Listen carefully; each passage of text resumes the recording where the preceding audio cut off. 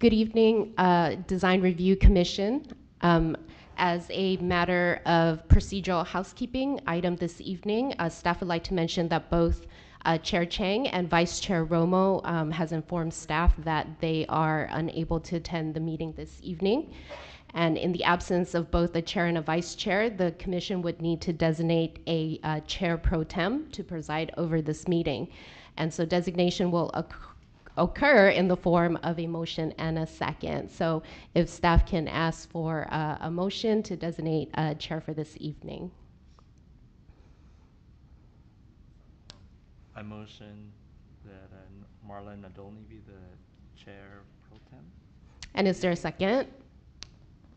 I second. Okay, so with that, a motion and a second, Chair Pro Tem Nadolny will be presiding over the meeting this evening.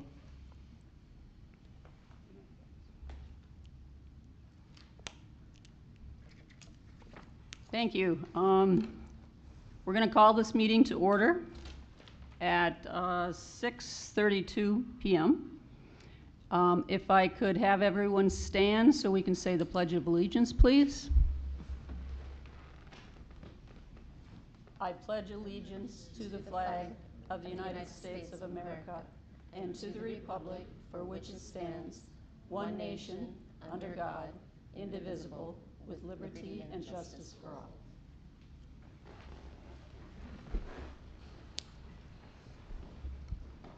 Clerk, can you please call the roll? Roll call. Commissioner Salo? Here. Commissioner Nadolny? Here. Commissioner Tu? Here.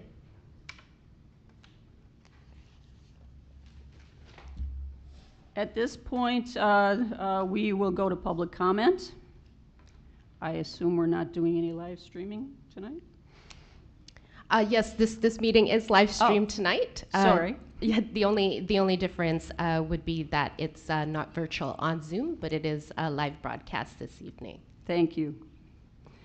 Welcome back, everybody here on the dais and everybody out there. This is our first meeting back since, I think, probably over 2 years, 2.5 years.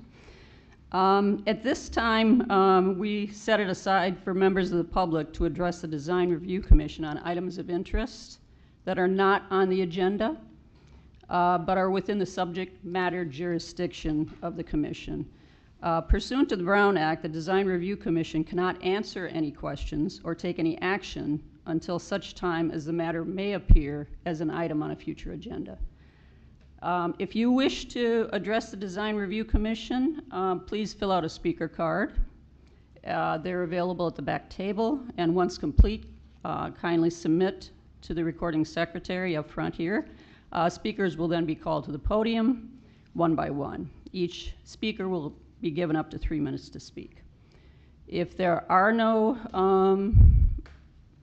public comments, which I see none, we will move on to the next agenda item, which is the consent calendar. All items listed under the consent calendar are considered routine, and recommendations will be approved in one motion unless a member of the Design Review Commission or public requests separate discussion. Commissioner Salo, do you have anything that you would like to pull? No. Thank you. Commissioner Tu, would you have anything that you would like to pull? No. Thank you. I don't see Erica here, but have we received any requests from the public to pull any item?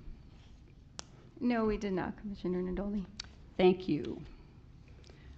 At this point, the only thing on the consent is to approve the minutes.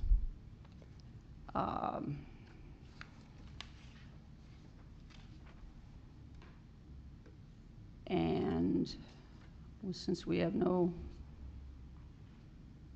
comments, so we'll move on to the approval of the minutes. Okay. So I have, hopefully the commissioners have reviewed the minutes, and could I get a motion to approve the minutes, please? Yes, I have the motion to approve the minute. May I have a second, please? Thank you. Yes, I second. Thank you. I guess we need a vote. Roll call vote. Commissioner Nadolny? Yes. Commissioner Salo? Yes. Commissioner Tu? Yes. Motion passed. Vote is 3-0. I'm sorry. Thank you. We'll move on to now the public hearing. Those of you that are tuning in to tonight's broadcast, thank you for participating. Actually, I'm going to have Samantha go ahead and read. Yes, thank you, Madam Chair. Good evening, and thank you for tuning into tonight's Design Review Commission meeting. My name is Samantha Tiwasart, Planning Manager with the Community Development Department.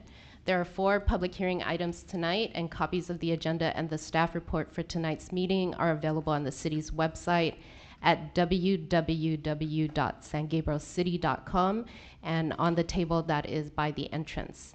If you wish to speak on an item this evening and are not the project applicant, please fill out a speaker card and submit the slip to the recording secretary. The speaker cards are also available at the back table. Please write down the item number that you would like to speak on. Speakers will be called up one by one to the podium during the public hearing portion of each item, and each speaker will be given up to 3 minutes to speak.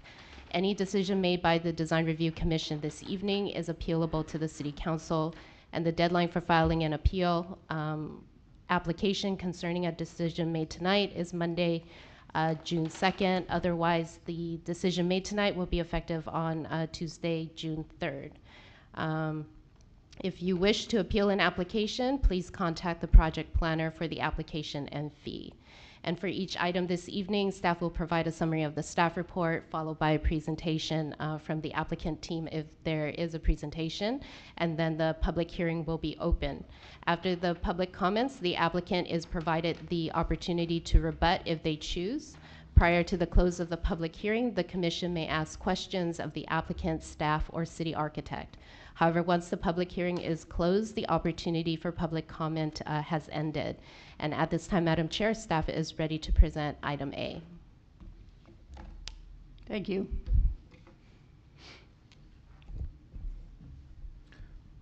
Thank you, Madam Chair Nadolny, Commissioner Tu, and Commissioner Salo. It's good to see everyone back in person again.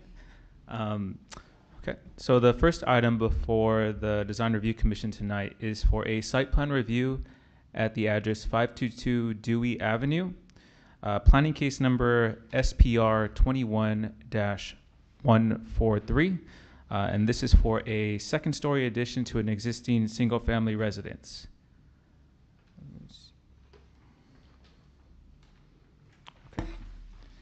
The project site is located on the south side of Dewey Avenue between California Street to the east and Walnut Street to the west. The 7,000 square foot lot is currently developed with a 1,576 square foot, one-story single-family residence and a detached garage. There is an existing patio to the rear of the house that will be demolished as a result of this proposed project. The project is bordered by Dewey Elementary School to the north and single-family residences to the east, west, and south.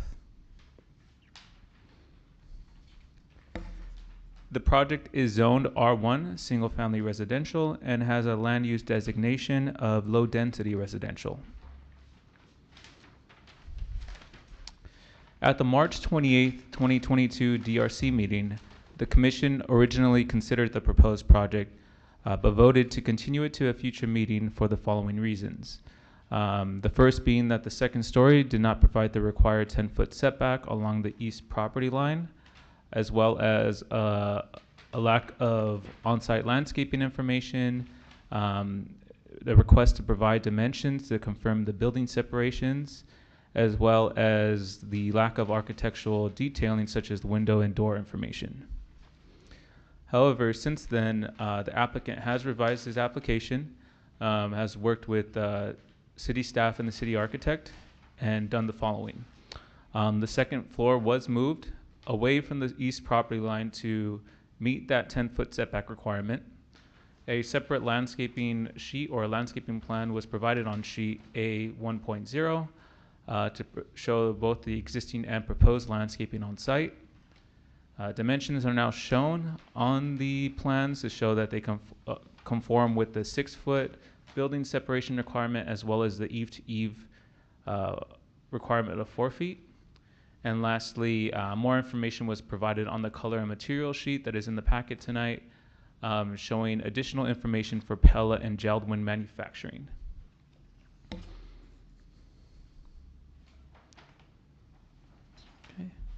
The image above is just an image of the proposed site plan for the project. And the next following slides are renderings of the proposed project. The proposed project is looking to maintain the architectural style of the existing home on the property. This was reviewed by city staff and the city architect. So here's some more renderings of the project.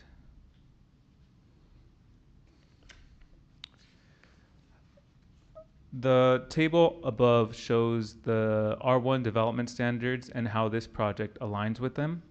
As mentioned before, the side setback requirement has been met and revised since the last meeting to be that 10 feet.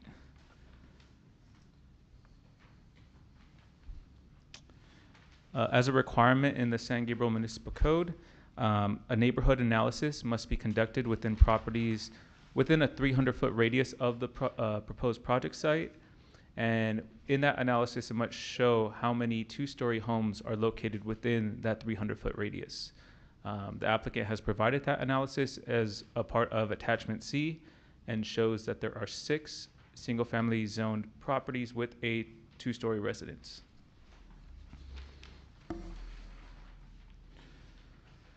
As mentioned earlier, the general plan consistency, the land use designation for this project is low density residential, which would allow for this proposed project. It also meets the following design goal from the general plan, which is community design goal 10.3, which is to create designs that live and breathe with San Gabriel's neighborhoods as they themselves live and breathe. This project is exempt from the requirements of the California Environmental Quality Act per guideline section 15303, class 3 for new construction or conversion of small structures. This project was considered at the March meeting. However, it was continued to the April meeting. The April meeting, unfortunately, was canceled. So we did have to renotice this item. And it was done in the following ways. Mailed notices were sent out to property owners within a 300-foot radius. A notice was posted at the project site. A notice was posted in the issue of the San Gabriel Sun, as well as having the agenda posted at the City Hall, Post Office, the San Gabriel Library, and our city's website. Okay, and it is with that staff recommends that the Design Review Commission adopt a resolution of the Design Review Commission of the City of San Gabriel, California, approving planning case number SPR 21-143 for a second-story addition to an existing single-family residence located at 522 Dewey Avenue, subject to the recommended conditions of approval. This will conclude staff's presentation at this time. Staff is available for any questions that the commission might have. We also have the applicant here, the project architect, as well as the owner of the property, in case the commission has any questions. Thank you.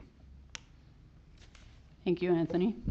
Are there any clarifying questions from any commissioners to the staff? Commissioner 2? Oh, I don't have question for staff. Thank you. Thank you. Commissioner Salo? Yeah, I have one question, Anthony. The distance between the second-story addition and the garage is 4 feet clear between the eaves. Is that what is required? Yes, eave to eave is 4 feet. Okay, thank you. Sorry, no further questions. Thank you. Are there any comments that the applicant would like to address the commission?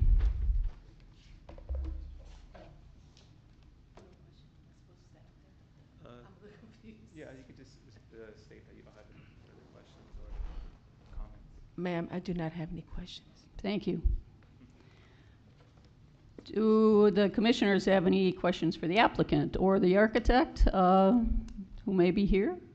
Commissioner Tu? Oh, yes. I think the applicant has revised the design to comply with the setback requirement.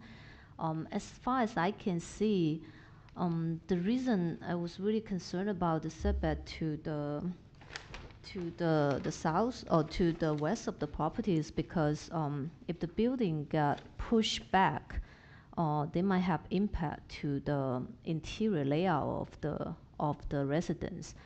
I understand that this is not the scope for the review tonight, but I just want to make sure that the building owner and who is the end user will be happy with the layout currently showing on the floor plan, because as a design professional, I think the layout of the second floor it seems a little bit abnormal due to the size of the room.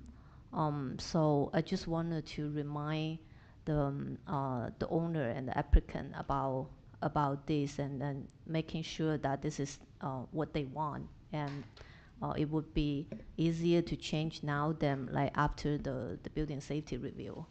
Thank you. Could we have the designer, the architect, if come up, and just in case we have any additional questions? And please introduce yourself. Good evening. My name is Winston Thorne. I'm the architect or the designer in this case for this project, ma'am, and members. Do you have any response to Commissioner Tu's questions about the second floor? Yes. Well, it's more of just, it's not a rebuttal. It's just an observation. Basically, this project, probably I would call it the squeeze for that matter, it was the owner's request to maintain the existing garage. And that being the case, in compliance with the zoning requirement for 7 bedrooms, or 6, you're required to have 3-car garage. So that already sets the precedence as to how far we can change the dimensions of that second floor, or even the ground floor in relationship to that axis. And then on the east and west,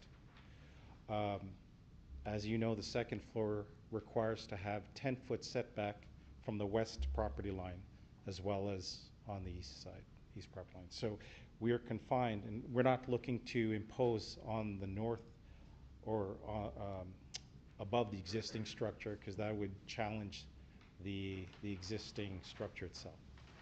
I do take into consideration your commentary with regards to layouts, but you know, it's a function of it's a function of other aspects in the program, the client's program, that's dictating this layout at this time. Thank you. Yeah, I just wanted to make sure that this is the owner is aware and also understand the floor plan and the and the implication of the future usage of the home, because this is where they're gonna to live, and the functionality is really important in this regard. Thank you. Thank you. Thank you, Commissioner Tu. Commissioner Salo, do you have any questions for the applicant? Yeah, just some quick questions. How wide is the stair that leads upstairs? The width is approximately, it meets minimum code, 44 inches, I believe. Yeah. Okay, and when you arrive at the second floor landing, how wide is that hallway? It too is over 3 feet wide, 3.5 feet wide. I'm sure it's up to code. Yeah. Just surprised that it's not indicated on the drawings. The 2 bedrooms that are represented there, what is the narrowest dimension of each bedroom? The narrowest dimension is probably about 7 feet for the most part.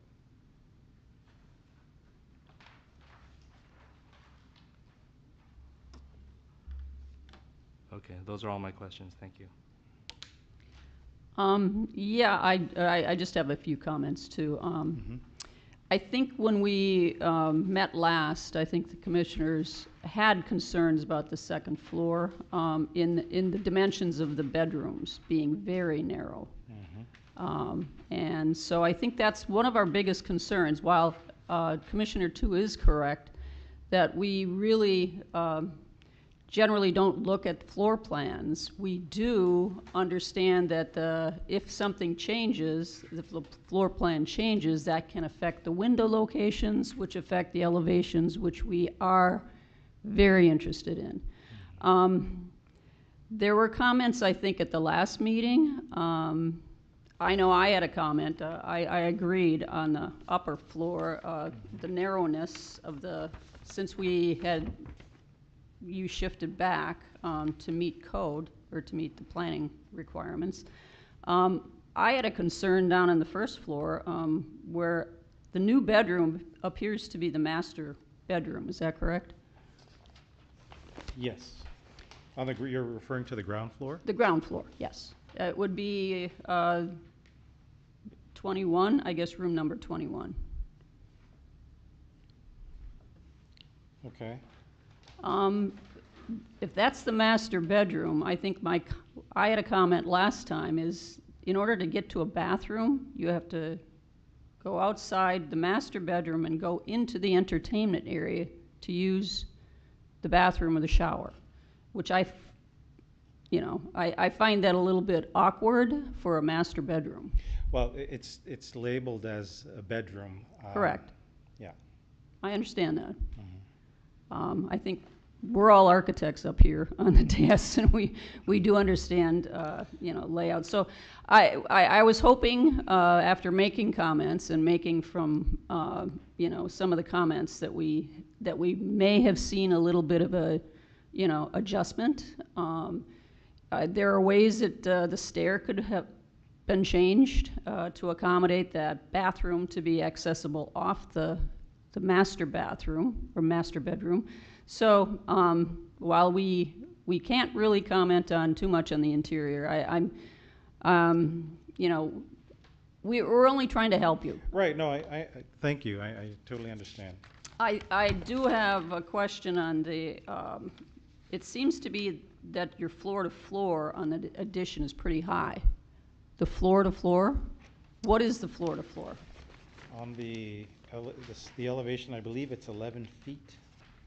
Let me see. And is there a reason why it is so high? Is it because you had to get headroom for some reason? Well, it's part of that, but you're also 1.5 feet lower than the actual existing floor elevation. So I'm using that as an opportunity to try to not feel confined in a 2-volume space. Okay. I know you're under the height limit, so that's not an issue. It's what it is. It's just kind of an issue for the stair. I mean, the higher floor to floor, you're going to have more risers. Right. You're going to have to require more length of stairs. So. Right. You may find that as you're, under construction, you may find some things that may be a little bit more easier to work out. I guess my only question was, I think one of the comments we had is we requested some details, some window details, which we'd like to see specific to the project itself. I don't see, unless you can point me to any, the only details I see are standardized window details from the manufacturer. Yes, right, that's correct. We would be basically, I believe the comment was to try to understand the relationship between the glazing and the front, the finished plane of the exterior. And I believe you were referencing whether or not I was showing the glazing to be recessed from the finished face as opposed to having it flush, if I'm not Yes. mistaken. So, it- okay, I'm sorry, go ahead. So in these instances, we're looking at a variety of glazing or window details from the manufacturer that we'll pursue to use or implement on the project to show or to address some of those comments that you were talking about. So do you have a specific detail that addresses this project? And Well, these are the manufacturer details that we'd be working with, so we'd be looking at these very same details. you for may that. find as you head into the construction approval, building plan approval, that they're going to require details, more specific details other than just the standardized details that you get. Understood. That's kind of what we were looking for, because we'd like to see what your trim is on the exterior, how it relates to the exterior finish, et cetera, so. Nothing, ma'am. I'm sorry, go ahead. No. I thought, in my mind, it shows a lot of the trim and the detailing. If that's what you're looking for, the rest of would be just the framing, right? You'd be putting framing to the existing window assembly. Can you point out which sheet is the detail that we should be looking at? No, I was looking at the, let me see, sheet, like A9.3. You're referencing some of the detailing. I was just pointing at the manufacturer's detailing. That's what I was just referencing. Right. Okay, I'd like to, does our city architect have any comments? Thank you, Chairman. When last time we met, Commissioner Tu raised the question about narrowing the whole second floor by 2 feet, and she raised the concern that makes narrow rooms even more narrow. So that night, I did a little sketch, I have it here, of a suggestion of reversing the ground floor functions, reversing the flow of the stairway to eliminate the central corridor. That would allow both rooms to become larger. So I did send that on to staff. Staff sent it on to the applicant, but that was not incorporated. So I think there is a way to make rooms larger. Other than that, I have to say that all of the other comments that we have raised over time, they've been very receptive and they've implemented them very well. Thank you. If there are no other comments, then, or other discussions, is there any more discussions from the commissioners? Commissioner Tu? Because I do have the same question as Commissioner Nadolny, that all those details are standard detail. Are these all applicable to the project, or like is any one of these that is applying to the project? These windows are, these assemblages would be, I mean, they're just variations, but they are specifically the window type that we'd be using. And we'd be looking at some of the options in those window types that we're looking at.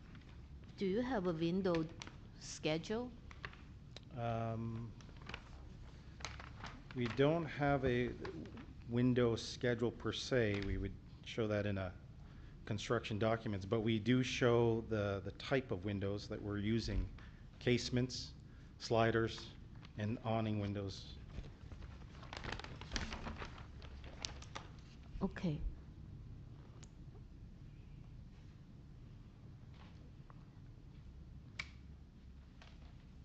Are they specified on the elevations? They're shown on the elevations. The difference, I mean, from the east and the west on the 2-story additions, you'd have, those would be your awning windows. And then on the, basically on the lower, the existing homes, you'd have the sliders, as well as the garage would have sliders. And then, right.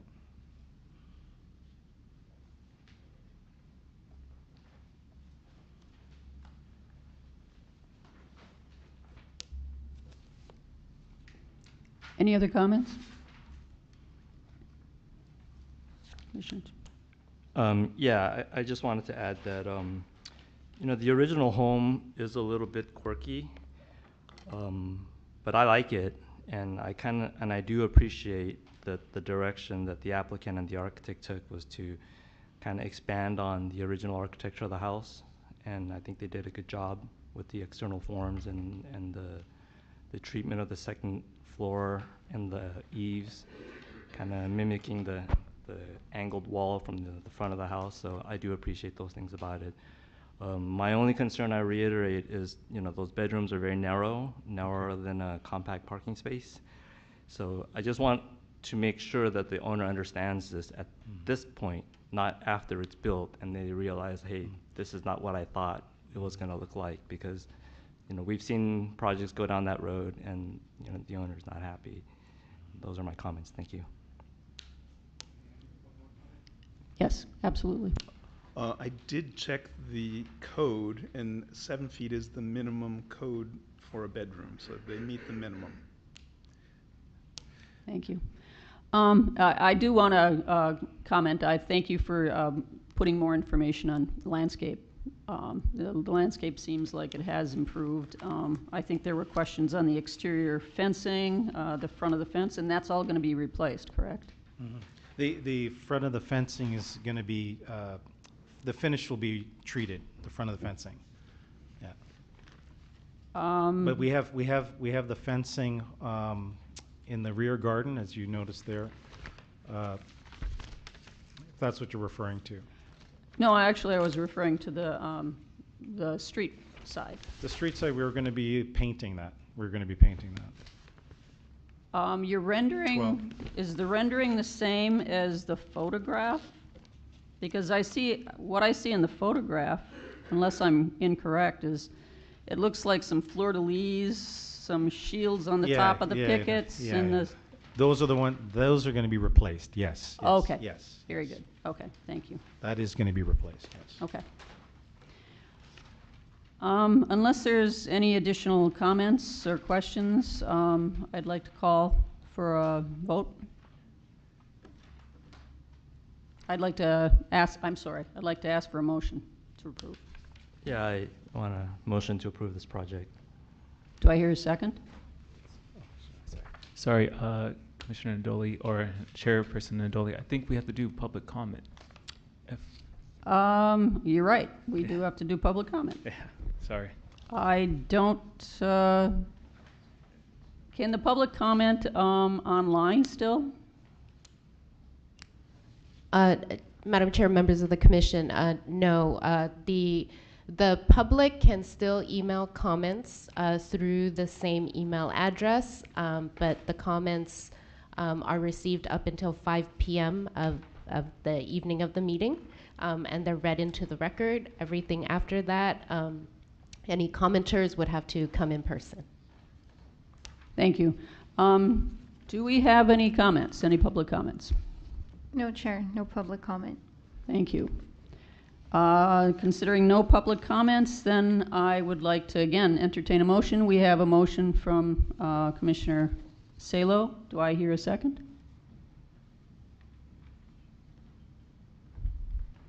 I guess I will second the motion.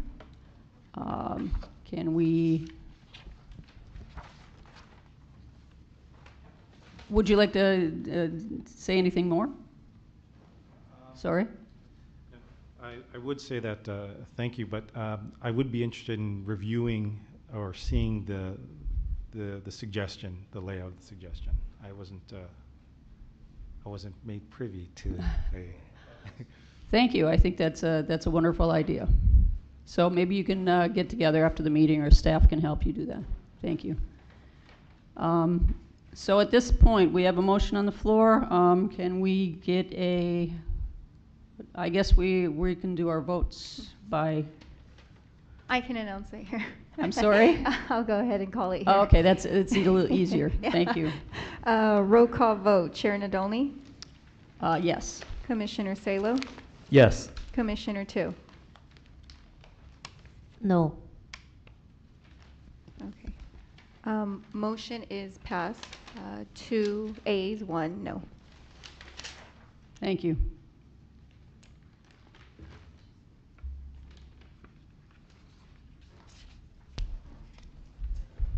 Thank you very much. Thank you.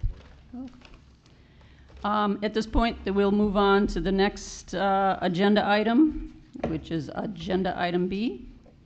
Presentation will be made again by Anthony. Thank you. Thank you, Chair Nadoli. So the second item before you tonight is for a project at the address 1738 South Gladys Avenue, planning case number SPR 20-028.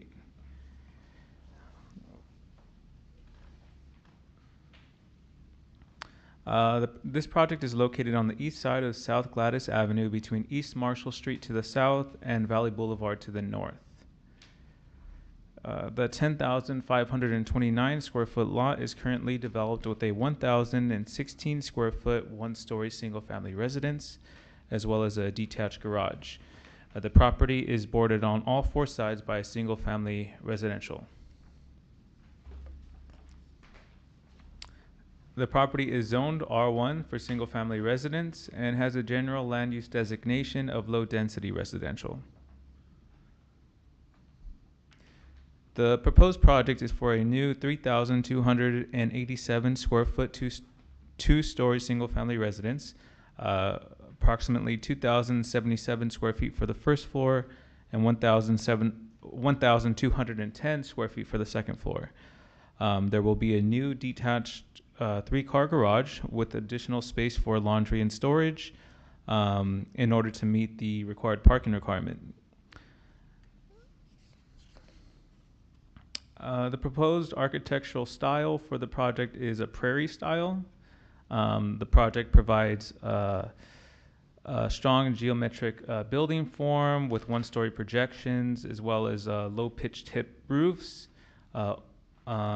overhanging eaves, and incorporation of a front porch with column design that is true to that style.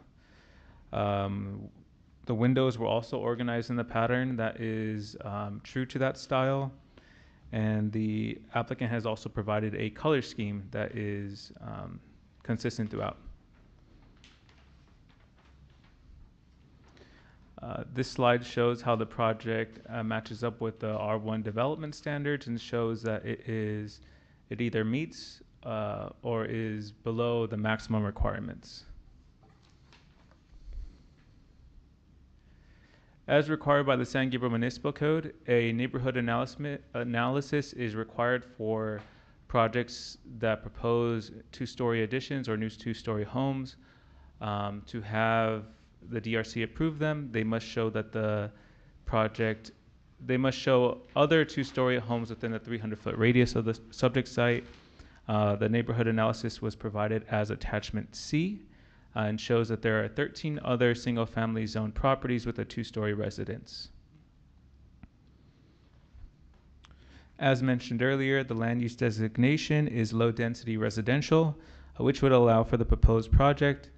And the project does meet the following goal, community design goal 10.3 of the general plan, which states that it creates designs that live and breathe with San Gabriel's neighborhoods as they themselves live and breathe. This project was found to be categorically exempt from the requirements of the California Environmental Quality Act per guideline section 15303, class 3 for new construction or conversion of small structures. Noticing was required for the proposed project and was conducted in the following ways. Mail notices were sent out to property owners within a 300-foot radius of the subject site. A notice was posted at the subject site, which is shown on the picture above, as well as having the notice of the meeting posted in the issue of the San Gabriel Sun. The agenda was also posted at City Hall, Post Office, the San Gabriel Library, and the city's website. And it is with that staff recommends that the Design Review Commission adopt a resolution of the Design Review Commission of the City of San Gabriel, California, approving planning case number SPR 20-028 for a new two-story single-family residence located at 1738 South Gladys Avenue, subject to the recommended conditions of approval. This will conclude staff's presentation for this item. We do have the project applicant here as well to answer any questions that the commission might have. Thank you. Thank you, Anthony. Are there any questions for staff from the commissioners? Commissioner 2? No, I don't have question for staff. Commissioner Salo? No questions for staff. And I have no questions also. Thank you. Thank you. If we could have the applicant come up, and if you care, please give us your name. Good evening, Madam Chair, commissioners and staff. My name is Cayman Lai. I'm the designer of the project. First of all, thank you, staff, for preparing, for guiding us through this process in preparing this such a detailed report. So, and also the conditions of approvals, we have no problem to accept every one of them. And there's only a few points I'd like to reiterate here. For this project, this is a single-family home project. The owner owned this property for over 15 years. They have a big family, 3 generations. Now they feel that they need a bigger home, so they try to rebuild this house, and their grandparents always stay with them. That's why there's a grandparent suite downstairs, and there is a guest room. And the parents stay upstairs in the primary suites, and there is several small bedrooms for the kids. So 3 generations live in the same house. And for the garage, we try to minimize the massing of the house. Excuse me. That's why we have the garage separate in the back and reduce visibility from the street. The last thing but not least, we have a separate pathway leading to the front entrance. So we'll separate this from the vehicular access, so making it a more formal pedestrian access. Other than that, I am more than happy to answer any question you may have. Thank you. Thank you. If you wouldn't mind just staying there, and we'll go to Commissioner 2. Do you have any questions for the applicant? Oh, I don't have particular questions. I have a few comments.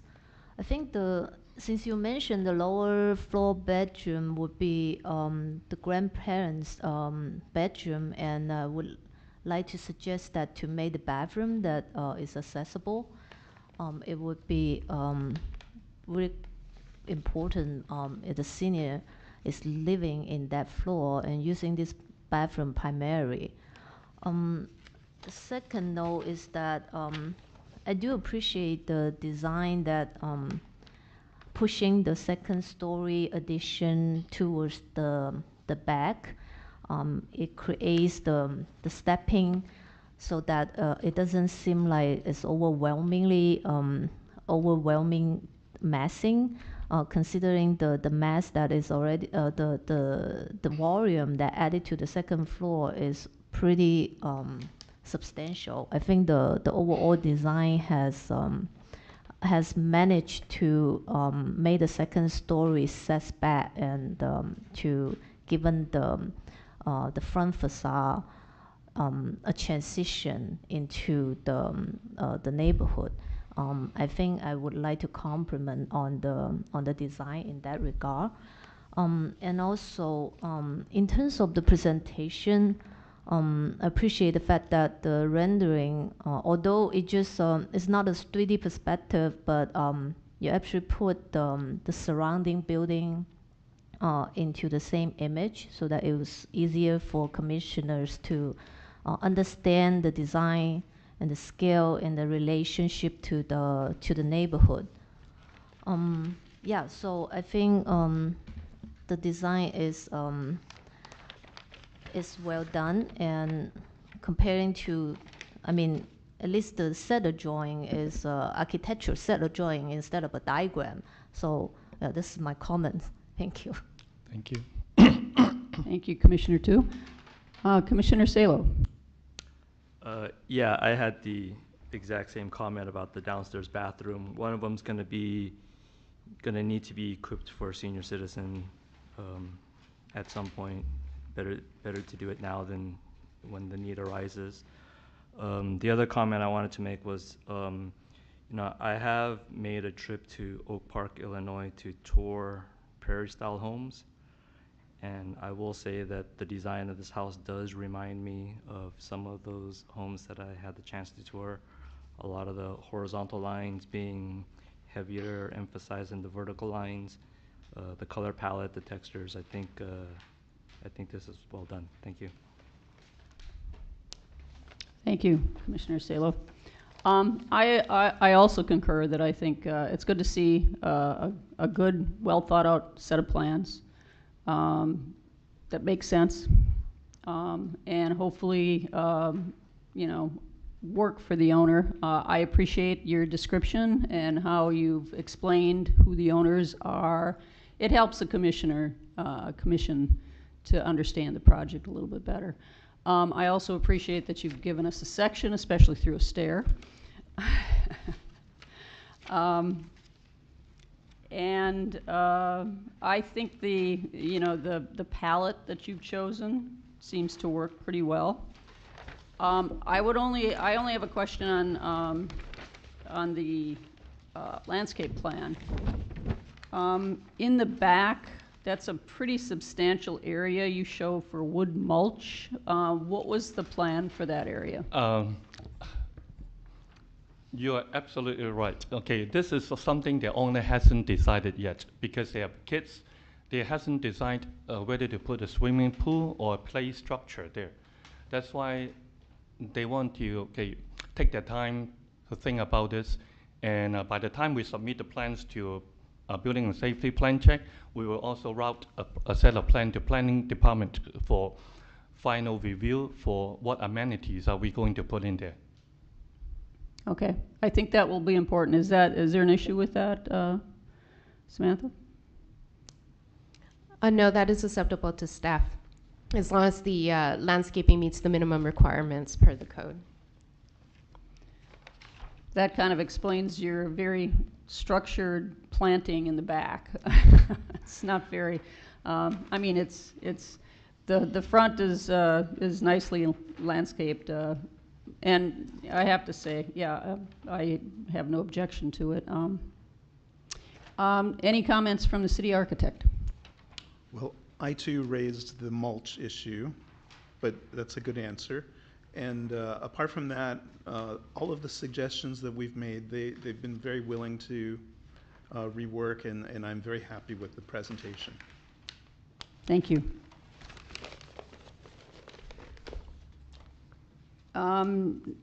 Any public comments received on this item? No, Chair, no public comment. Thank you.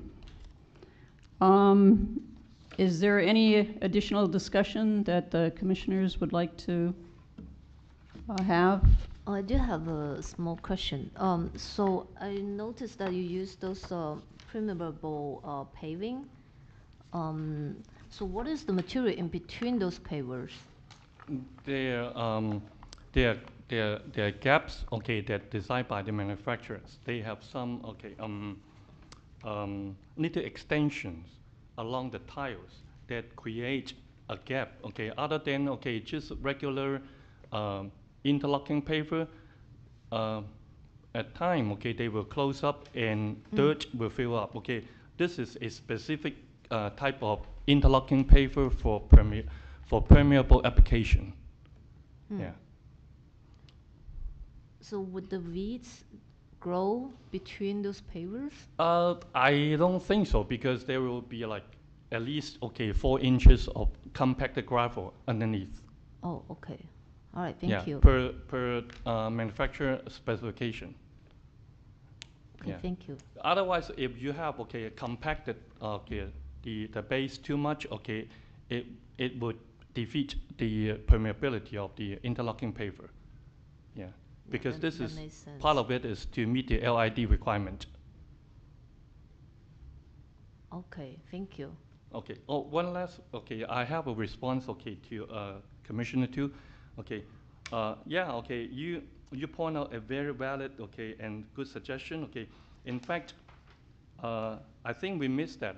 It's supposed to be 6 feet wide. And also, the shower It's not a shower with a curb, it's a roll-in shower. So in the future, they can roll in the wheelchair to the shower area. Okay, at the working drawing stage, we will fix those little things. Right. I noticed that it's a curbless shower, but there's no like enough clearance for like a wheelchair to be operate. So that would be one of the concern. Yeah, that's what I just said. Okay, we will expand it to 6 feet wide. Okay. All Yeah. right. Thank you. Okay, thank you. Thank you for the reminder. On the pavers you were describing, you said there's a little gap. Is that, Yes. you're going to put sand then in Yes, between? we'll Okay. fill up with some sand. Okay, but that's Right. the voids in between the sands is big enough for water to permeate. Right. Yeah. Okay, great, thank you. Thank you. Commissioner Salo, any additional comment? No additional comments. Then I would call for a motion to approve, or, I motion to approve planning case number SPR 20-028. do I hear a second? I second. Thank you. Vote, please. Roll call vote. Chair Nadolny? Yes. Commissioner Tu? Yes. Commissioner Salo?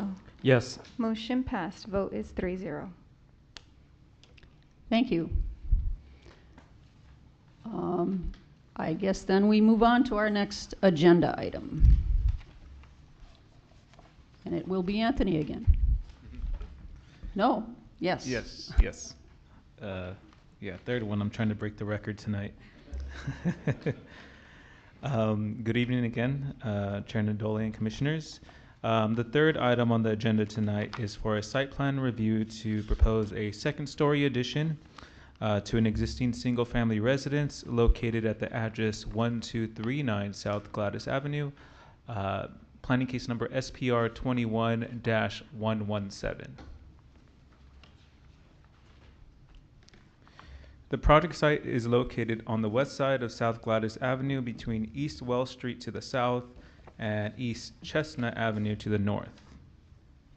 The 6,750 square foot lot is currently developed with a 1,120 square foot one-story single-family residence with a detached garage. The property is neighbored by single-family residence to the north, 2 single-family residences to the south, a single-family residence to the east, and the Emerald Apartments, which is Zone C1, located to the west. The property is zoned R1, single-family residential, and has a general land use designation of low-density residential. The proposed project is for an addition of approximately 360 square feet to the first floor and a new 680 second floor, or new second story, as well as a new attached 2-car garage.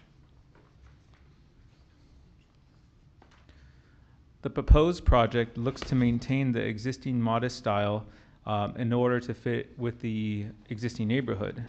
The project would provide a new gable roof to encompass the existing front porch that addresses both the shelter and the transition aspects that are required in the San Gabriel design guidelines. A new contemporary front door, garage door, and light fixtures. Updated Geldwin windows to provide consistency throughout the project, as well as a modest color palette that is consistent with the surrounding neighborhood. The project was reviewed versus the R1 development standards, and this slide shows that the project meets the standards. In some cases, it provides a well below the requirements. The maximum requirements are over the minimum requirements. As required by the San Gabriel Municipal Code, a neighborhood analysis is required for projects that are considered by the DRC in the R1 zone. That neighborhood analysis must show how many 2-story residences are located within the 300-foot radius of the proposed project site. The analysis is provided as attachment C in the packets tonight, and that analysis shows that there are 3 single-family zone properties with a 2-story residence. As mentioned earlier, the project is consistent with the general plan, as it is a low-density residential, which would allow for the proposed project, and it meets Community Design Goal 10.3, which creates designs that live and breathe with San Gabriel's neighborhoods as they themselves live and breathe. This project was found to be categorically exempt from the requirements of the California Environmental Quality Act per guideline section 15303, class 3 for new construction or conversion of small structures. Noticing was required for this project in this meeting tonight and was done in the following ways. Mailed notices were sent out to property owners within a 300-foot radius of the subject site. A notice was posted at the job site, which is shown on the image above. Notice was posted in the issue of the San Gabriel Sun, as well as having the agenda posted in the required locations throughout the city. And it is with that staff recommends that the Design Review Commission adopt a resolution of the Design Review Commission of the City of San Gabriel, California, approving planning case number SPR 21-117 for a second-story addition to an existing single-family residence located at the address 1239 South Gladys Avenue, subject to the recommended conditions of approval. This will conclude staff's presentation for this item. Staff is available for any questions, and we have the applicant here as well. Thank you. Thank you again, Anthony. Any comments for staff? Commissioner Tu. No, I don't. Thank you. Commissioner Salo. No comments for staff. And I also, as well, have no comments for staff. So Thank you. I would ask that the applicant or the architect, and welcome back. Good evening again. Anthony 3 in a row, and I'm 2 in a row. Okay, and this is the owner also lived here for a long time. My name is Cayman Lai. Okay, the owner has been living here for a long time. Okay, they just need more room, and this existing single-family home in the front. Okay, they want to keep the structure, just some remodeling within the existing house, and we are utilizing the similar program. Okay, to design this house. Okay, the access from the street, vehicular access and pedestrian access. And also, within the garage, okay, they choose to attach to the house because it's for convenience. And for the massing, okay, we have, only 680 square feet on the second floor, so we try to minimize the massing, okay, because we can see this neighborhood does not have too many two-story house. So, other than that, okay, I'm willing to answer any question you may have. Thank you. Thank you. Commissioner Tu, do you have any comments or questions for the applicant? No, I don't have questions. I think the design, I like the color palette. It was chosen with the wood tone garage door and the wood tone doors, and it actually given a sense of the warmth to the design. I think the overall design is well done. Thank you. Thank you. Thank you, Commissioner Salo. My only comment is that I appreciate that the applicant's not maxing out lot coverage and floor area ratios and building height, and they're just kind of building what they need. And I think the addition is set back far enough from the street that it looks very modest, so the design intent is achieved. And so I do wonder if the 21 feet 9 inches, how you achieve that, because that seems very, very low for a sloped roof, but I think everything works. Thank you. Thank you. Would you like to respond? Because there's a couple of things. We try to keep the existing roof pitch. Okay, so that's why the second floor wood bridge, okay, we use the same 3/12 wood bridge. For the mechanical system, okay, we're planning to have it, okay, well, two ways to do it. Either do a traditional way, but for furnace, we will put it in the attic of the lower roof, then we route it to the second floor. Or if that's too difficult, okay, then we can use, okay, the heat pump system that doesn't require a furnace. Thank you. I just have a couple of comments and maybe a question. Yeah, I appreciate your rendering, which shows the context. We're always looking for context here. It's kind of hard to review things when you don't see what the neighborhood looks like, or at least the houses on both sides, so thank you for that. I noticed that you're demoing on the existing house and creating quite a large open space. Have you taken a look at that as far as structurally? You're keeping the majority of the roof, the existing roof, but I don't see any interior columns, so I'm going to assume that you're going to do that with a pretty large beam. Okay. They're willing to spend a little more money, okay, trade off for space, the volume. Okay. Yeah. Yeah, that's great. I think an open floor plan, it's just that we always take a look at that to make sure that it can be achieved. And since you're not putting anything on the second floor really in that area, an additional load, I think that'll work fine. I think the layout seems to work well. Sounds like it works well for the owner. I also agree, I think the palette looks pretty good. You haven't gone to you've kind of kept a very simple contemporary style. One thing I did just wanted to ask about was there are no sidewalks in this neighborhood, correct? Right. Okay, we will wait for the Public Works comment. So there is no request from, I guess that would have been a staff question. As far as I know, no. Okay, to put in a sidewalk. Right, because I think they don't want, they may not want a isolated sidewalk in the middle of the block. Okay. Your floor plan A1, there, it looks like there's paving in that space past the property line. That's not correct, is it? Oh, no, that's grass. Oh, that's grass. It's just a designation for grass. Yeah, we going to, let's go to the landscaping plan. Landscape plan? Yes, landscaping plan. There is a legend there. Okay.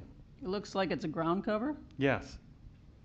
Okay. So you're going to be replacing the grass with a ground cover? That's what we plan to, but then, okay, when we submit the plan for actual plan check, okay, we might need to, okay, modify that. Okay, we're open to that. Again, it's just, drought conditions and, yes, yes. So, yeah. Okay, very good. Does the city architect have any comments? Just a comment, thank you. The first submittal showed steeper pitch roofs, the successive ones shallower, and I assume that's because they determined that the roofs are shallow. So it's all consistent. And once again, I think this applicant has responded very well to the comments. So I'm very happy with that. Thank you. Thank you. Any further comments or questions? Yeah, can I add one note? So is that a high limit issue or just I see the second floor plate height is only 8 foot. We would like to have 9 feet. Okay, if you allow us to change it to 9 feet, I think tonight the owners will be very happy. Is that the high limit? No, okay, we are well below the height limit. I think the height limit is 28. Yes. Yeah, 28. Yeah, I mean it's common nowadays. I mean, at least it's 9 foot okay. ceiling. I think there was some discussion in the early stage of the submittal. So we always want 9 feet on the second floor. Right. So yeah, is there any planning issue? Yes, Commissioner Tu, thank you for that question. So I believe it might be a issue with the setbacks because the second floor would have to meet that 45-degree angle requirement. And as shown on the elevation sheet, sheet A3, the east elevation, it just meets or is just below that 45-degree angle requirement. I see. Unless you push the building, the exterior wall back, otherwise you would, yeah, you would have to stick with the 8 foot. You can encroach, yeah. If the key can encroach it, I think we can get at least 9 meters. I can show you the plan. Okay. Okay. And because we also meet the 10-foot setback. Yes. Oh, So either one, 10 foot or 40 foot. it does meet the. Yeah.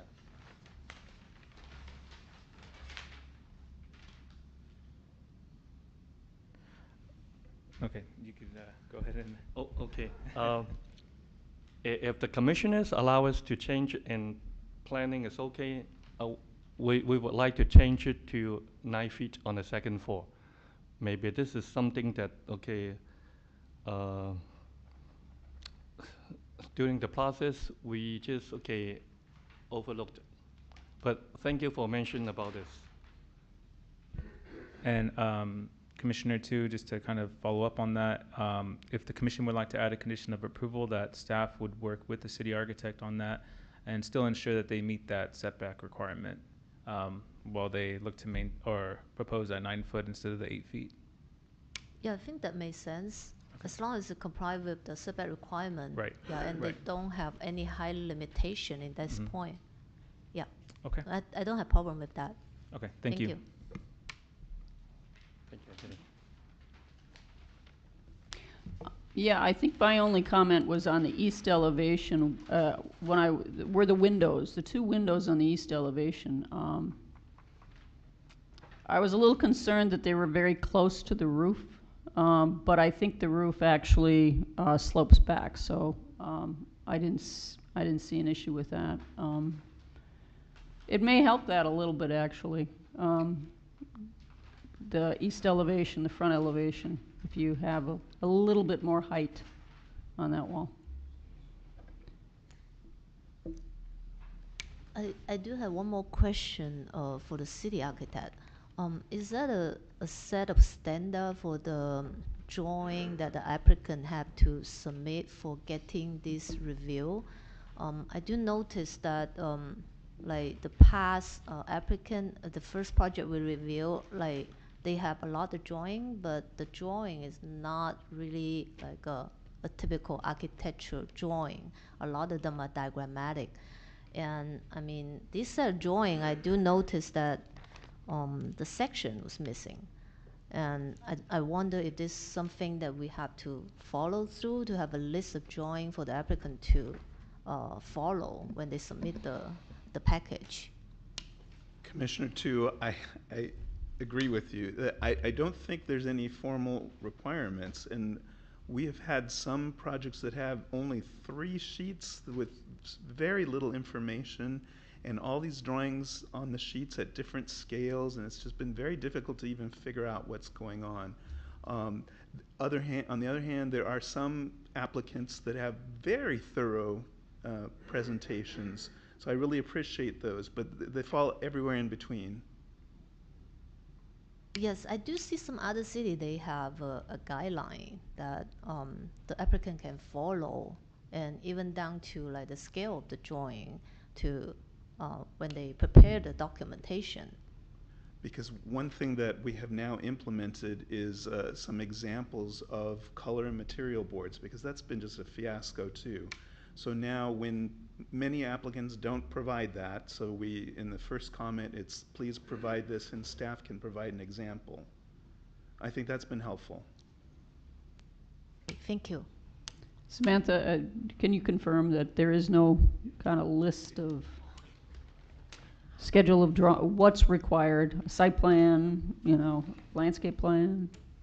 There may be an older version that does outline the standard architectural requirements, the site plan, floor plans, but the newer items, the cross sections, that is something that staff will take a look at and incorporate into the submittal requirements for future projects. Thank you. Commissioner Salo, any more comments, or are you? No, just very similarly, the building section through the stair is way more valuable than all of those window details that the guy pulled off of the manufacturer's website and just printed them out just to make the package look like it has more sheets on it. But I mean, the building section is very valuable. Thank you. Thank you again. It's well received.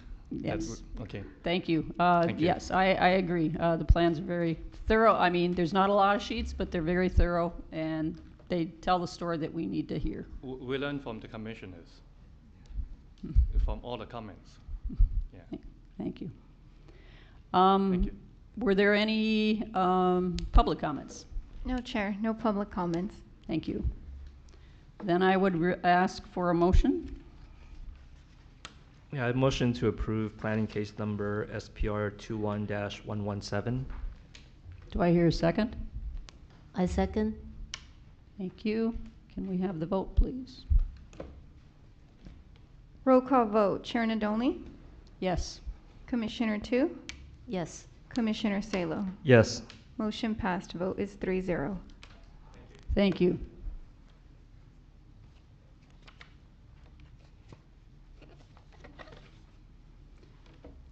Moving on, we have the final item for tonight on the agenda, which is now going to be presented by Samantha. Yes, thank you, Madam Chair and members of the Design Review Commission. Item D, the subject location is 201 to 217 South San Gabriel Boulevard. The project case number is PPD 21-003 for a precise plan of design, and the applicant is Everardo Garcia of LCRA Architects. The subject property is located west of San Gabriel Boulevard and east of South Pine Street, between Live Oak Street to the north and Broadway to the south. The project site has frontage on 3 streets, including San Gabriel Boulevard, Live Oak, and Pine Street. The site was previously developed with a mixture of commercial and single-family dwellings, but as shown on the slide, it is currently vacant. Demolition permits were issued in 2019. To provide a little bit of project history, the project does span a few years. The project was originally entitled by the Planning Commission, City Council, and Design Review Commission in 2007. The original project approvals expired in 2011, and in 2015, the project again received approvals from the Planning Commission and Design Review Commission for a nearly identical project to the original approval.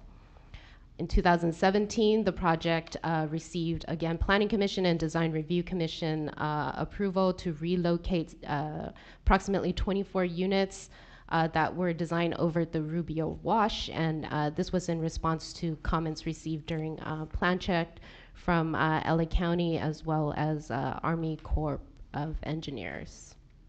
In 2018, construction drawings were submitted for plan check. And then in 2020, construction plans received approval and excavation and shoring permits were issued. And then in 2021, the applicant filed the current tentative map and precise plan of design application for the project that will be presented this evening. And on May 9th of this year, 2022, the project did receive Planning Commission approval for a tentative map for the project that will be presented.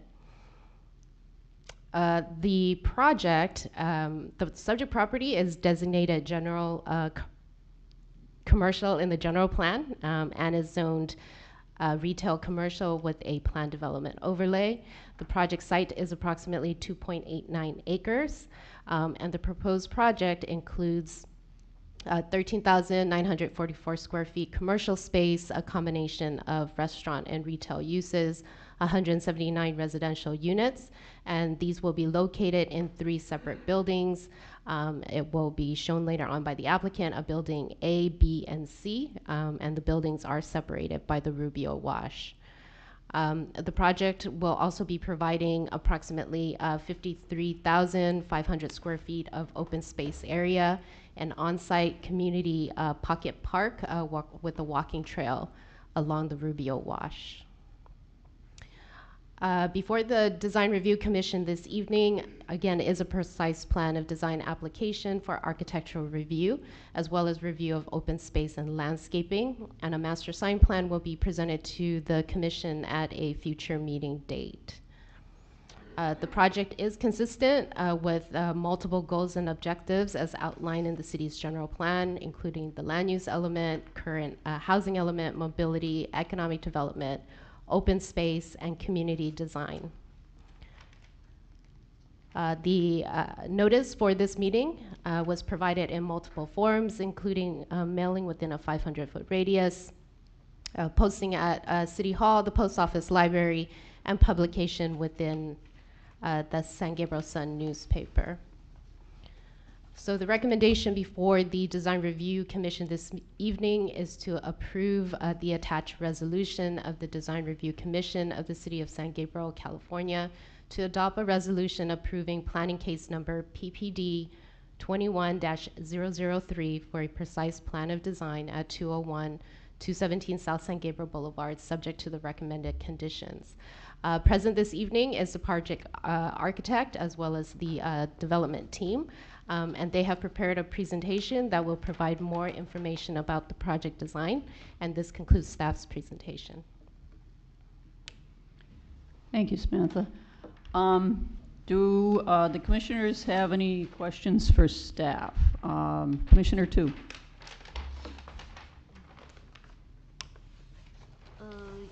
Yes. Is that a presentation that can show the change between this submittal and the previous submittal?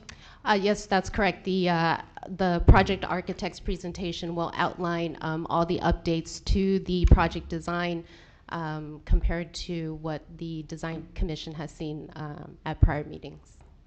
Okay, thank you. Commissioner Salo. I might be mistaken, but wasn't there a groundbreaking ceremony at this site? I remember State Senator Rubio and Supervisor Catherine Barger were there, and I had nothing to do with this project, but they presented me as the design commissioner, and there were shovels and stuff, and yeah. Was that this site? Yes, and as part of the applicant's presentation, they can walk the commission through some of those activities that have occurred throughout the years. Thank you. I just have one question. I just noticing, and thank you, I think this table, the table that you have, the approved project versus the 2022, the proposed project, is very helpful. Was there any change to the open space? No. Okay. All right, well, I guess we will have the applicant come and present the new project. Thank you.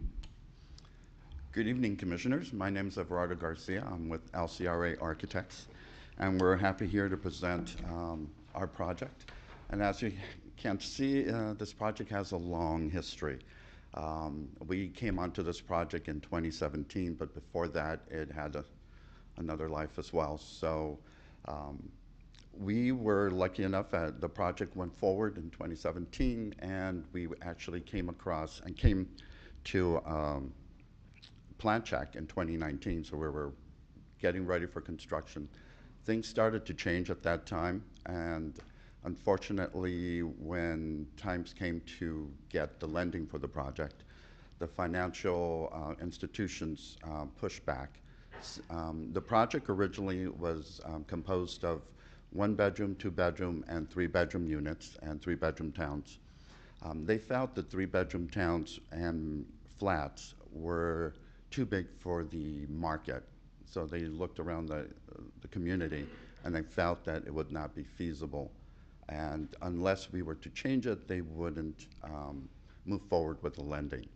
So then at that point, when we were so ready to move forward, the client came to us and asked us to look at the project and see the possibility of converting the 3-bedroom flats into either one-bedroom units, or see what we can do to reduce the bedroom count per unit.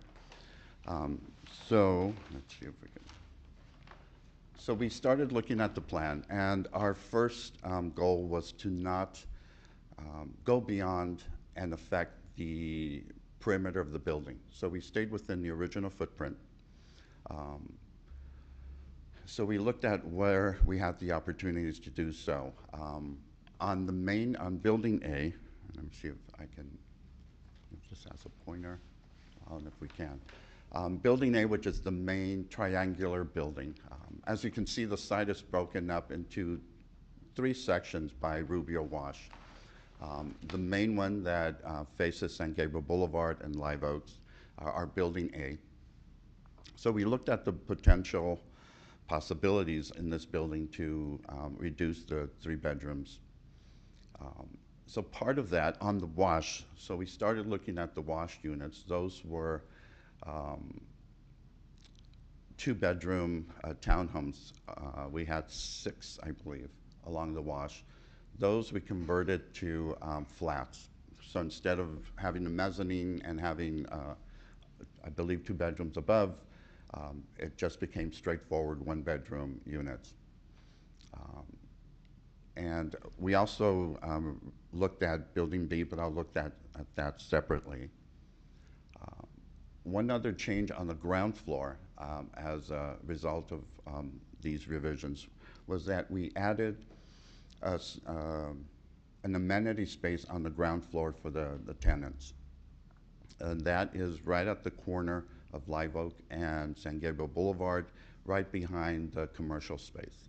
That is now easily accessible from the elevator lobby and the main lobby. So it provides additional common space for the residents. On the second floor, again, all the units highlighted in blue, those used to be 3-bedroom flats. So what we did, we looked at the footprint and see what we can do, and we were able to convert them to 1-bedroom and studio units. So each one really is 1 bedroom and a studio, so we were able to work on that, and this continued on the 3rd floor. The same units as well were converted into smaller flats. Again, we stayed within the parameters of the original building, and again on the 4th floor. This is just an image of the original building. The original design really took as its goal in design the history of San Gabriel and the architecture, and we tried to imbue the project with that, taking cues from the architecture in the surrounding area. So then here, what we can do is see the differences that have occurred due to the change in unit plans. In order to make them work, there were some minor revisions to the exterior, which really just includes a movement of windows. In order, as some of the units were split, we had to introduce new windows. So starting from the left, the upper image is the original approved project. The one below is the proposed project. We try to stay as true to the fabric of the elevation as possible, keeping the same elements. On the first element on the left, we had to introduce a few more windows in order to accommodate the new units in there. As we move across, there was an introduction of single windows on that form over the garage entry. As we move forward, some of those windows, we had stacks of 2 windows aligning, but single windows. We had to increase those 2 that we show in order to provide more light into the living rooms of the units. So that affected the change there. as well as in the following element, the windows grew to provide more light into those rooms. Another change that occurred was on the arcade, and actually I think this is, it came out to be a good move. And we used to have arcade of 3 elements, broken into 3 elements. Due to the reconfiguration of the windows, it became a 2-element, which now becomes consistent with the other elements along the street. So that worked out nicely. On the Live Oaks elevation, on the left, we had introduction of 2 windows. And then as we move over, again, we had to introduce another set of windows to accommodate the new plan. Still keeping with the same articulation, the upper windows with the shutters, and making sure that we're consistent with the rest of the elevation. As we move forward, actually those windows basically just flipped. The 2 pair and 1 pair just flipped from one to the other just to accommodate the plan, and an additional window in the bottom to accommodate a unit there, as well as a new stack of windows. But overall, the form of the building, we tried to keep as consistent as possible with the originally approved project. On the Rubio Wash, the biggest changes are on the left-hand side. We had to change the windows to accommodate the plan. You'll notice that the original had a larger balcony at the top and windows on the lower floor. Those actually since our project had gone through, the original elevations above were from the originally approved design set. In the process, in working drawings, and due to locations of the transformer, we had lost the windows on the lower left-hand side, as that became the spot for the transformer. So that responds to that. And as we move forward, we just changed windows to accommodate the plan as well. And the next big change on the next 4 red boxes represents the loss of that mezzanine, or 2nd floor for those units. We used to have windows there for the units, now we don't. And then finally on the right-hand side, some reconfiguration of the windows. And this project originally had 2 bridges that bridged the Rubio Wash. 1 pedestrian bridge mid-block, which remains. The 2nd bridge, which is facing San Gabriel Boulevard, we actually didn't need anymore. Originally, the building B was accessed, basically the 3rd floor, which was the entry to the townhomes on that unit, on that building, was accessed only through that bridge. Now that that building has changed, we didn't need that bridge. So we did eliminate the bridge, but we kept the element to serve as a screen. We always felt that from the courtyard, from the plaza facing San Gabriel, that bridge served as a nice backdrop for the plaza and also for a screen for the wash. Unfortunately, the wash is not a beautiful site. We have landscape around it, but within it, we can't do anything about it. And there's the maintenance access roads, which unfortunately we can't greenify. So we felt it was a nice way to create a screen and keep that. Excuse me, could you Sure. quickly go back to the San Gabriel Boulevard and show us that arch? So here you would see where the bridge was on the upper left-hand side. Or that would be my left-hand side, I'm sorry. But here, on this one, you would see the screen, which we kept that very similar to the original bridge. Basically, we just eliminated the bridge aspect of it. Now on building B, originally that building was 4 stories with stacked flats. So you would enter the building on the ground floor, and you had 3 townhome units. And then on the 3rd floor, you would access the upper stacked units through the bridge. In order to eliminate the larger units, we converted this building B into 4 stories of flats. They're all 1-bedroom flats. We did introduce a new elevator and another pair of stairs. So now the building is accessed from the plaza. Then you enter, and then you can circulate up to the upper levels. So we still maintain the commercial part in the front, which faces the plaza. So this just shows the additional units up on the upper level. This as well, now we have some additional levels, units over the commercial. And then this is building B elevation. This shows the changes. One other change you can see on the left-hand side, lower level, you see a small tower element that actually developed through the need of accessing the roof, so the stairs go up to the roof.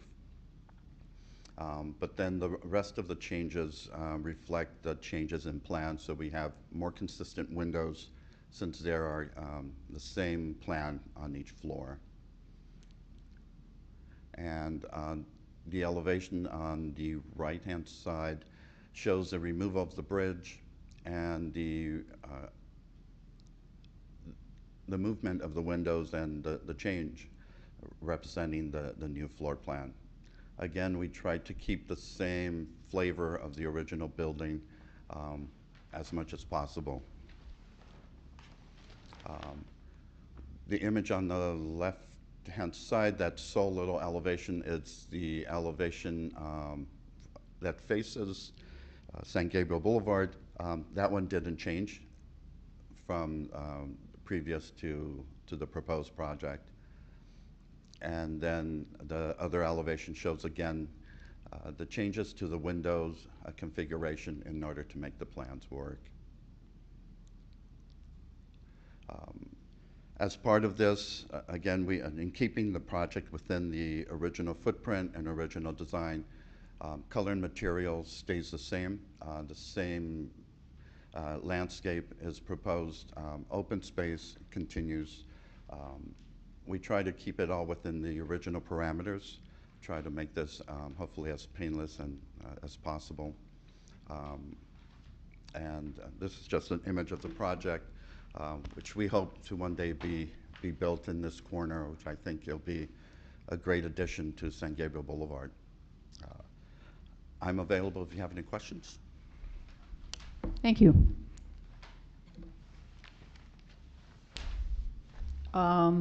I guess we'll start with Commissioner 2. Do you have any comments or questions for the applicant? Yes. I have a few questions and comments. I mean, first of all, I think adding the amenity space along the main street at the intersection was a good idea. I think it's a pretty valuable thing to do nowadays to provide those amenities, particularly in a large apartment project like this. Yeah, this is the first thing. And then the second comments I had was, actually it's a question.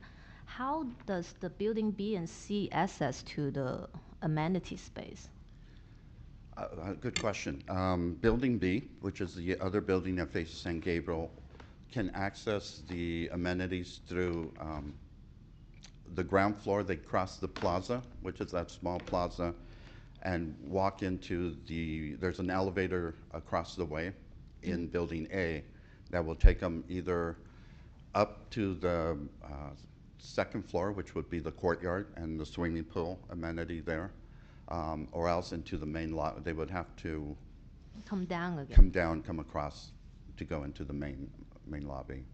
But what we like is that what we liked about that plaza is that it hopefully livens up the street scene, and there's activity there, and hopefully that becomes one of the amenities as well for the residents.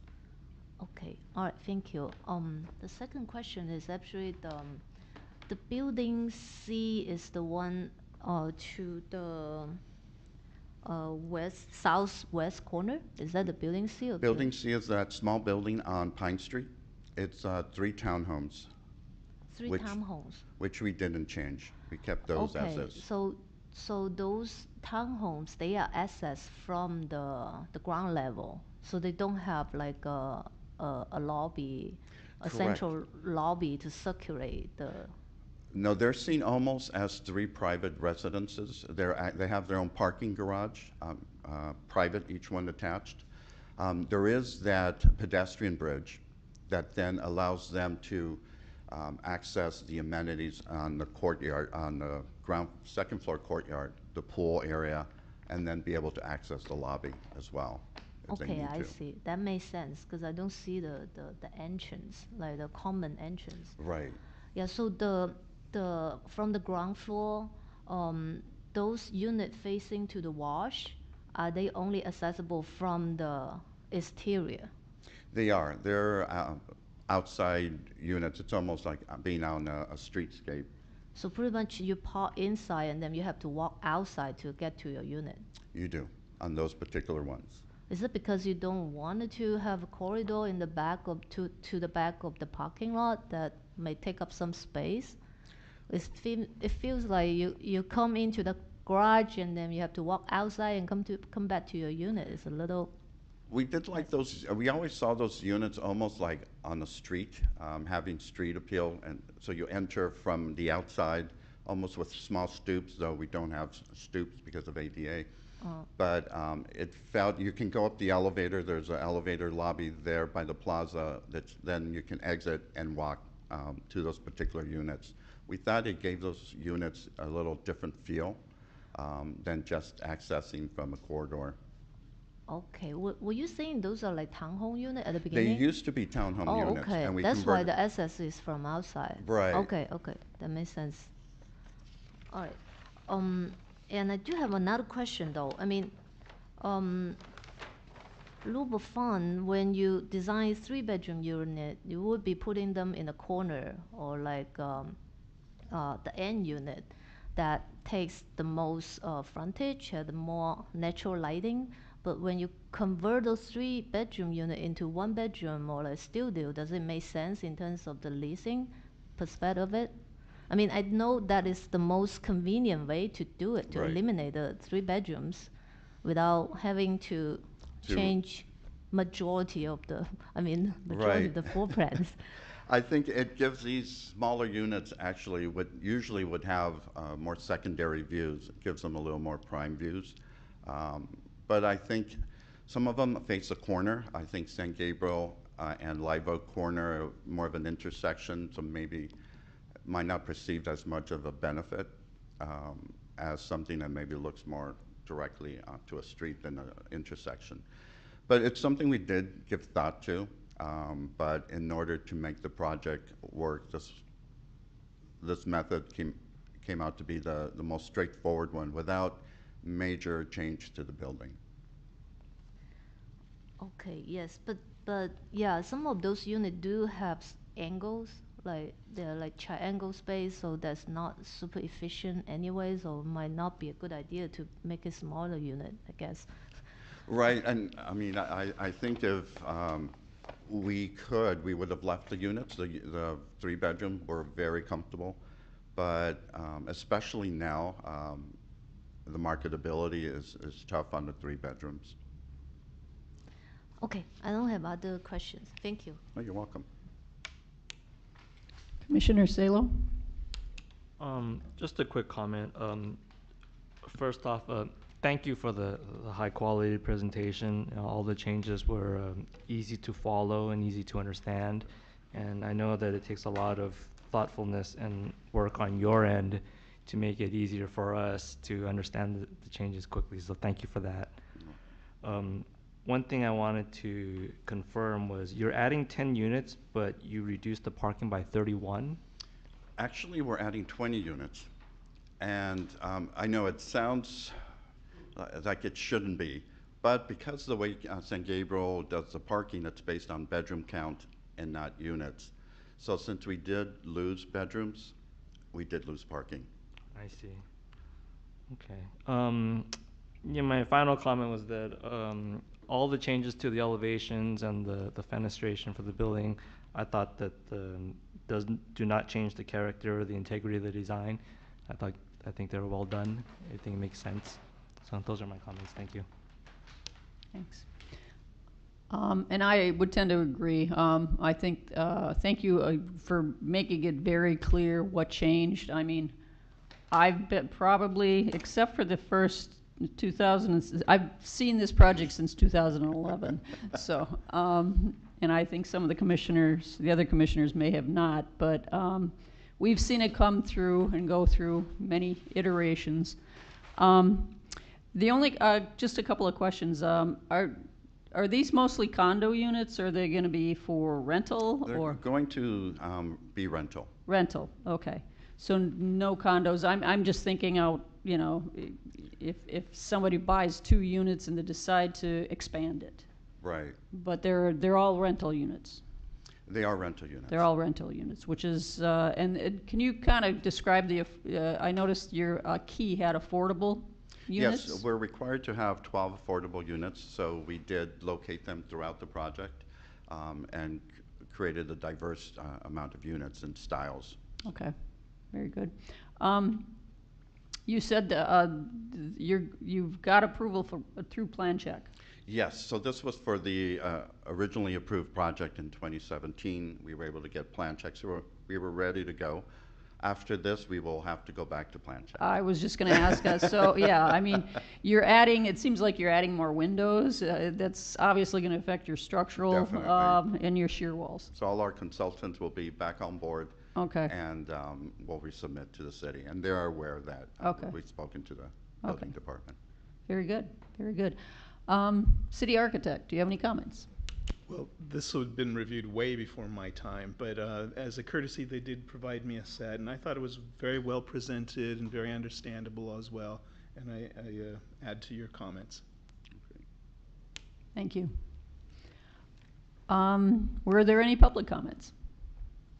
No, Chair, no public comment. Thank you. Oh, I have one more question. One more comment, okay. Yeah, so I do have a question about the corner unit. I see there's open space adjacent to an elevator. Is that because that so that unit is literally facing to the corridor instead of facing to outdoor space? I'm sorry, which unit would that be?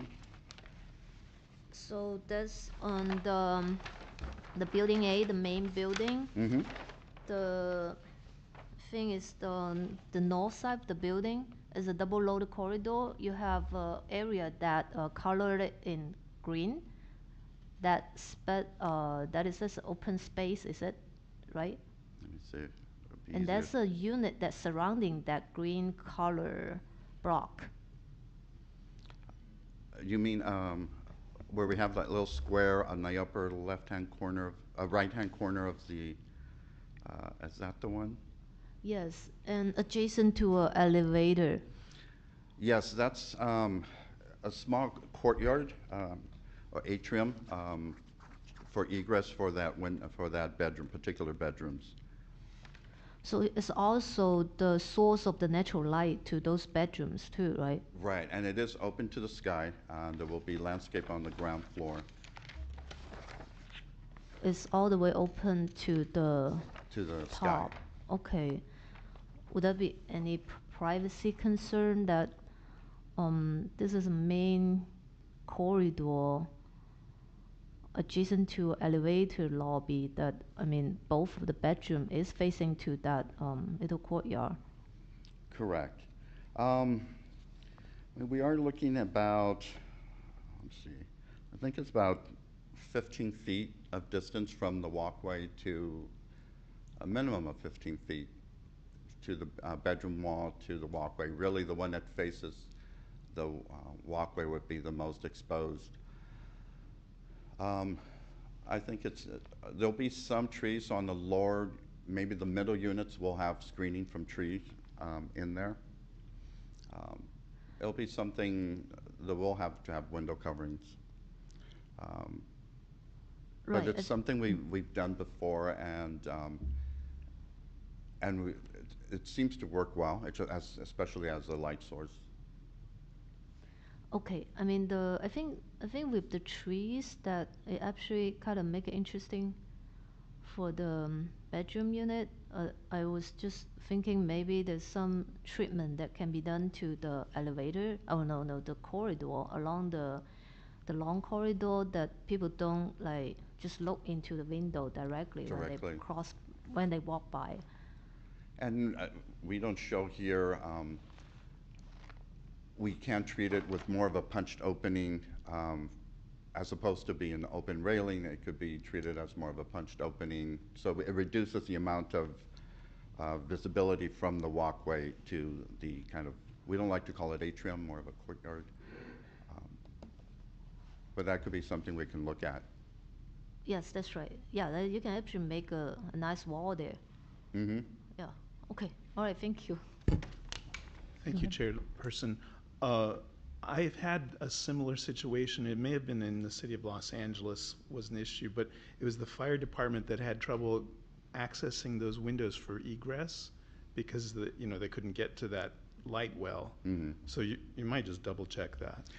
Right, and we'll have to work with landscape in terms of placement of the trees to allow for the clearance on the ground floor for access to the upper windows. Definitely. Thank you. Since there is no public comment, I guess we will, and if there's no other additional comments, we'll entertain a motion. Yeah, I motion to approve planning case number PPD 21-003. Do I hear a second? I second. Thank you. Roll call. Roll call vote. Chair Nadolny? Yes. Commissioner Salo? Yes. Commissioner Tu? Yes. Motion passed. Vote is 3-0. Thank you. Thank you very much, and hopefully you'll be seeing this project. That would be wonderful.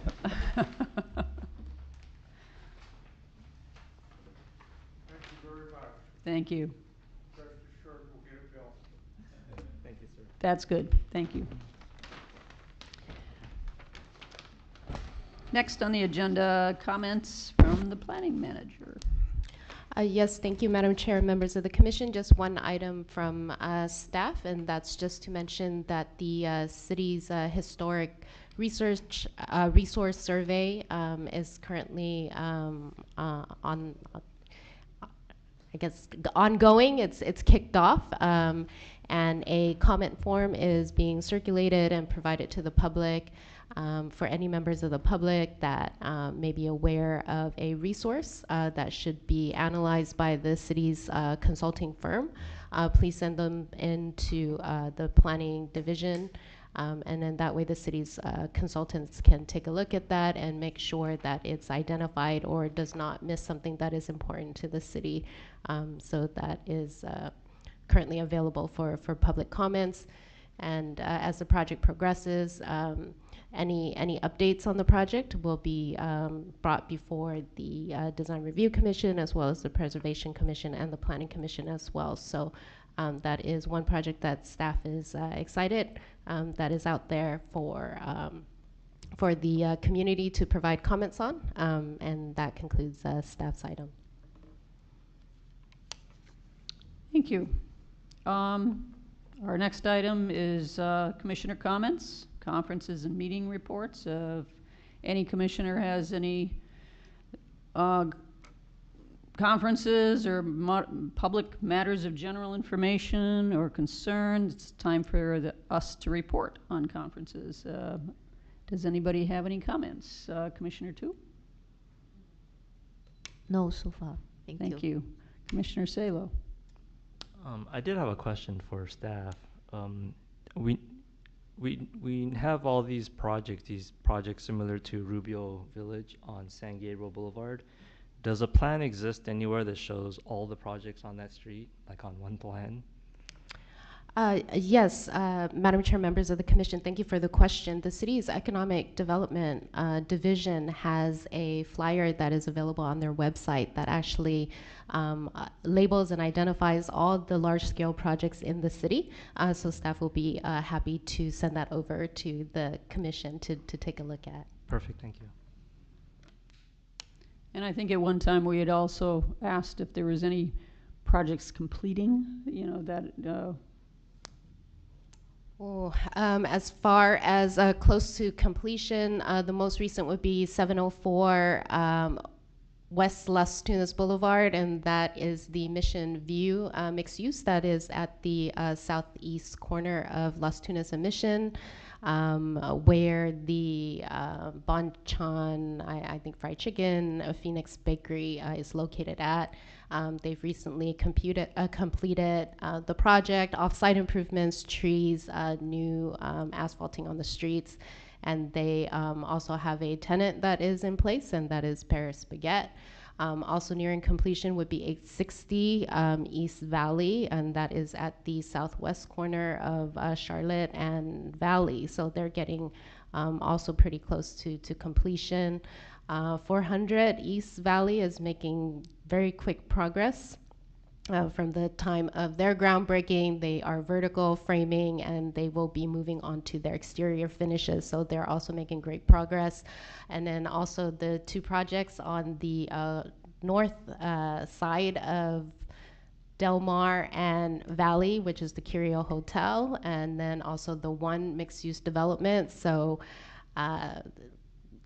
it's very positive for the city that all the projects somehow started construction around the same time. Some of them have taken a few years. Other ones, these past 2 years, have just made a lot of progress. So all the projects are making good progress. Also 700 to 800, the nursery site, will be submitting for plan check relatively soon. So they are also making good progress. There may be some information on groundbreaking potentially. Also 508 Las Tunas, the medical office building, has submitted their construction drawings, and so you've seen their demolition of the corner, and that is the southwest corner, Santa Anita and Las Tunas. So they are also on schedule as presented to the Commission. And also the public storage facility at 414 San Gabriel. They also have plans in plan check, so hopefully we'll see them getting started sometime this year as well. So all the projects are keeping to their schedule as of now as presented to the Commission, so hopefully they can continue on this path. A lot of work going on.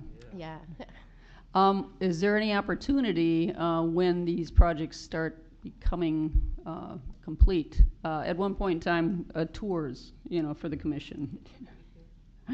Yes, absolutely. I mean, if the Commission can provide some guidance to staff as to maybe what stage the Commission would like to take a look at that, then staff can communicate that to the development team. So one project that is with the Preservation Commission would be the painting of the Mission Playhouse.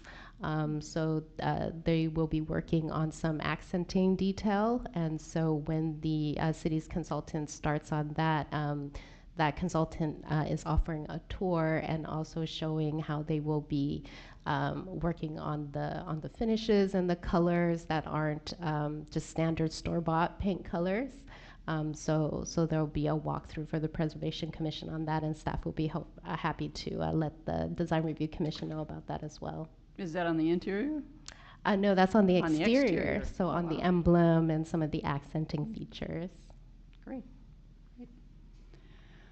All right. Well, that's great. It's finally, it's good to see things finally moving. So, all right. If there's nothing more, I think we will adjourn to the regular meeting, the Design Review Commission, Monday, June 27th. 2022, 6:30 p.m. back here. Thank you.